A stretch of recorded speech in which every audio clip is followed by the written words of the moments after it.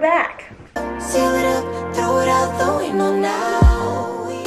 Hey guys, what's up and welcome back to my channel.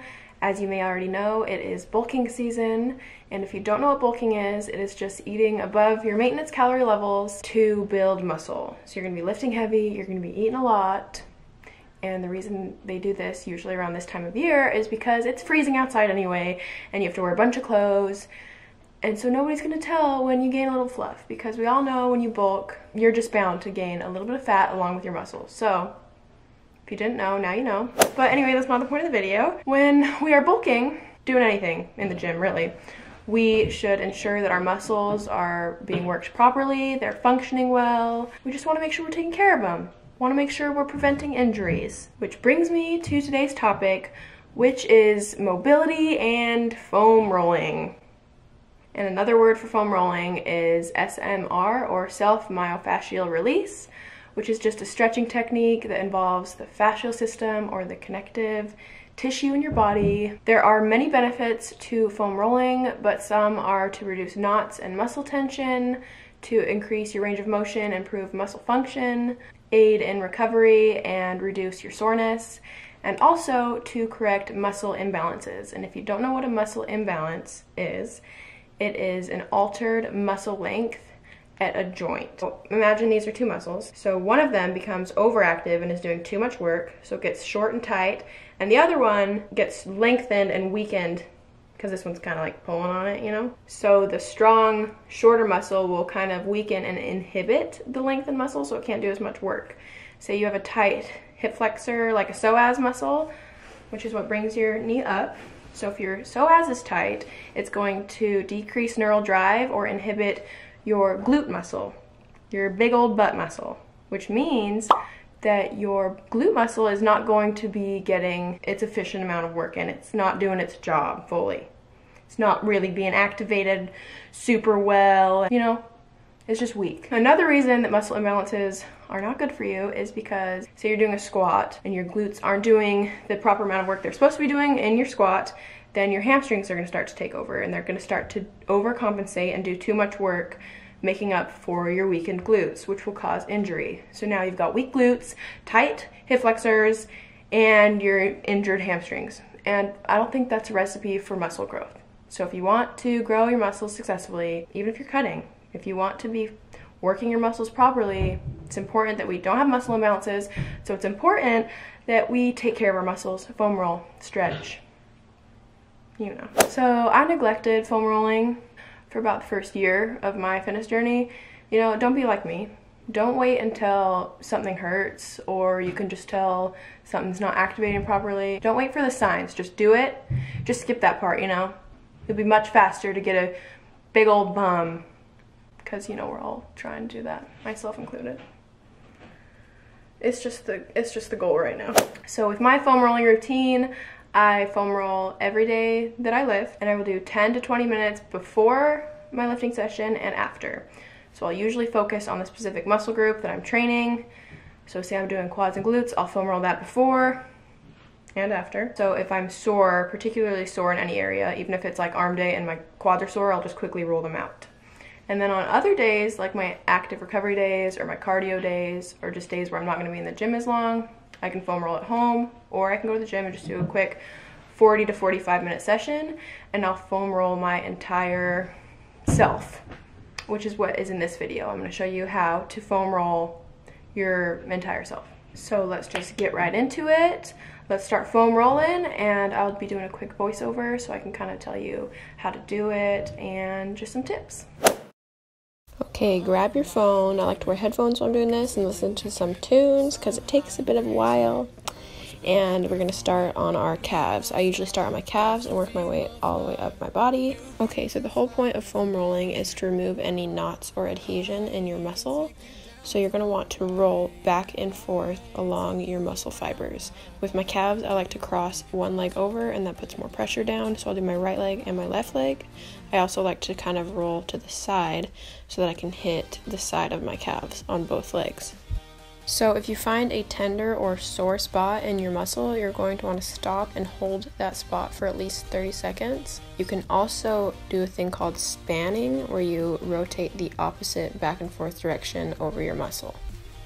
So as you can see, I found a pretty tight spot here in my calf, and I just sat in this same spot and kind of leaned into it for a good minute or so. You should actually be able to feel your knots becoming less tense, so the tender spot will start to kind of relieve itself, and then after that has happened, I go back and just kind of give it a quick roll back and forth again. I'll then alternate my legs and switch to the other side and do the exact same process on the other side. Once I've finished on both calves, I then move on to my hamstrings. And again with my hamstrings, I will do one leg at a time because I feel like I can just find knots and hit them harder that way. I have sped up the recording because obviously it is not super entertaining to watch, but make sure you really take your time with this and really focus on releasing all of those knots and adhesions. After I finished on my hamstrings, I moved on to my adductors, which is just your inner thigh. You're going to place the foam roll pretty much at your crotch. And as you can tell, I instantly found a knot because I just sat there. It hurt really bad. And remember, yes, foam rolling may be pretty painful, but it's a good pain because after it's over, your muscles will feel so much better. Just push through it. It'll be worth it. It's kind of one of those pains that kind of feels good, but it hurts. You know, hurts so good. Also, a little side note, I filmed this video on a really gloomy day, and it's kind of funny to see the lighting change so much just when I'm moving. So that's why the lighting's being freaky. So now that we've finished on our adductors, we're moving on to our IT band, or kind of our side hip and side quad. These are pretty painful too. Again, the technique is the same, nothing's changed. You're just hitting a different part of your body.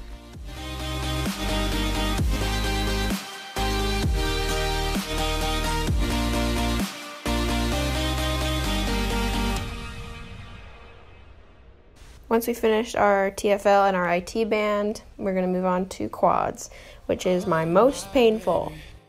You guys will have to let me know down in the comments below which muscle group is the hardest for you to foam roll. I didn't realize that I'm probably neglecting my quads too much with stretching and rolling because ouch, ouch, ouch.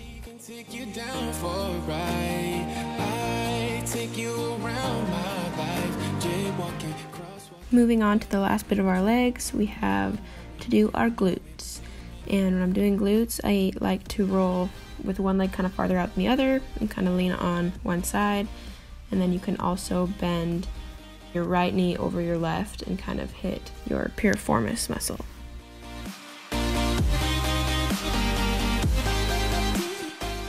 Then you flip to the other side and do the same thing again.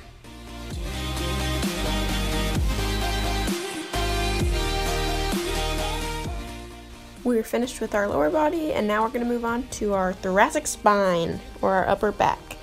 So if you have a long ponytail, grab it out of the way to prevent from it rolling under the foam roll, because that's happened to me too many times.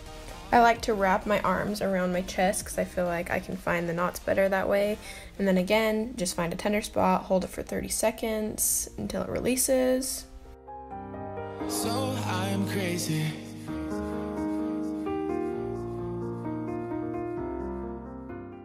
And next we move on to our lat muscles.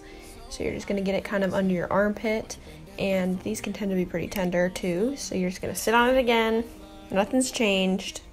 The lat muscle is your big back muscle that runs kind of from your spine up into your upper arm, like on the back. So that's why it's kind of under your armpit and on your side back. If you're not used to foam rolling, you may be pretty tempted to just kind of half-ass it, call it good, but really, really take your time with this and ensure that you are getting all of those knots out, because you don't want them to lead to further problems and further injuries. Just trust me, just be patient, do it like you're meditating or something. Just relax and get out all those knots.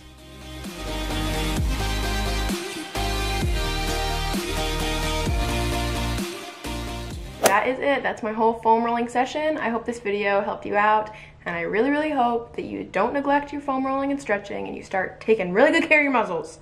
Do it for me, because I wish I would have done it earlier. But if this video was helpful for you, please give it a thumbs up because it really supports my channel. And also never forget to subscribe because I upload every week. Leave any video requests you'd like to see next down in the comments below. If you have any questions or concerns about foam rolling, also leave down there in the comments down below, and I'll be sure to reply and check them out. Thank you guys again for watching, and I'll see you guys in the next one. Bye guys.